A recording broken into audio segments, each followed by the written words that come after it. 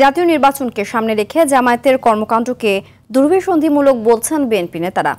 একদিকে পিআর পদ্ধতিতে নির্বাচনের দাবিতে আন্দোলন, অন্যদিকে ৩০০ আসনে প্রার্থী ঘোষণার মাধ্যমে জামায়াত দেশে একটি অরাজক পরিস্থিতি তৈরি করতে চায় বলে মনে করেন তারা।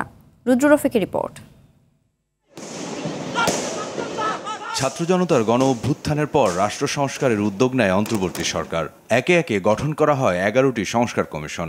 বিএনপি সহ বেশিরভাগ রাজনৈতিক দল যেসব সংস্কার এখনই করা সম্ভব সেগুলো দ্রুত শেষ করে জাতীয় নির্বাচনের তাগিদ দিতে থাকে।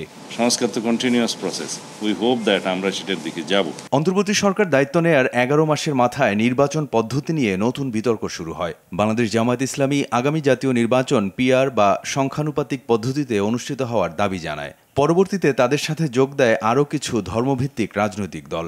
পিআর পদ্ধতি নিয়ে ঐকমত্য কমিশনে আলোচনা চলাকালীন সময়ে রাজপথে আন্দোলন শুরু করে তারা। দেশের বর্তমান পরিস্থিতিতে পিআর পদ্ধতিতে নির্বাচনের কোনো বাস্তবতা নেই বলে মনে করেন বিএনপির স্থায়ী কমিটির সদস্য ইকবাল হাসান মাহমুদ টুকু। মানুষ ওই যে মেম্বারকে নির্বাচন করে সেই মেম্বারকে দেখতে চায়, বাড়িঘর দেখতে চায়। যে চেয়ারম্যান করে তার চেয়ারম্যানকে দেখতে চায়, সে চেয়ারম্যান বাড়িতে যাইতে পারবে কিনা, বিচারটা দিতে পারবে কিনা। আবার যে এমপি হয় তারও বাড়ি দেখতে চায়, অচেনা লোককে দেখতে চায় না।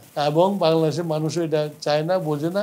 এটা নিয়ে আমি মনে করি যে তারা নিরর্থক একটা দেশের মধ্যে একটা অরাজকতা সৃষ্টি করার জন্য এগুলো নিয়ে কথাবার্তা করছে। বিএনপির আরেক জ্যেষ্ঠ নেতা ডক্টর খন্দকার মোশাররফ হোসেন বলছেন, পিআরের দাবির পেছনে ধর্মভিত্তিক কিছু রাজনৈতিক দলের ভিন্ন উদ্দেশ্য রয়েছে। একদিকে জামাতে ইসলাম তাদের প্রার্থী ঘোষণা করে দিয়ে দিচ্ছে, আবার অন্যদিকে বলছে পিআর না হলে নির্বাচনে অংশগ্রহণ করবে না। এটা স্ববিরোধী।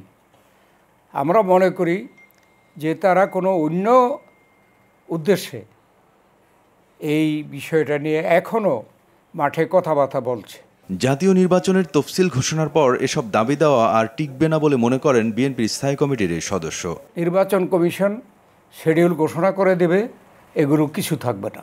রুদ্র রফিক, RTV, ঢাকা।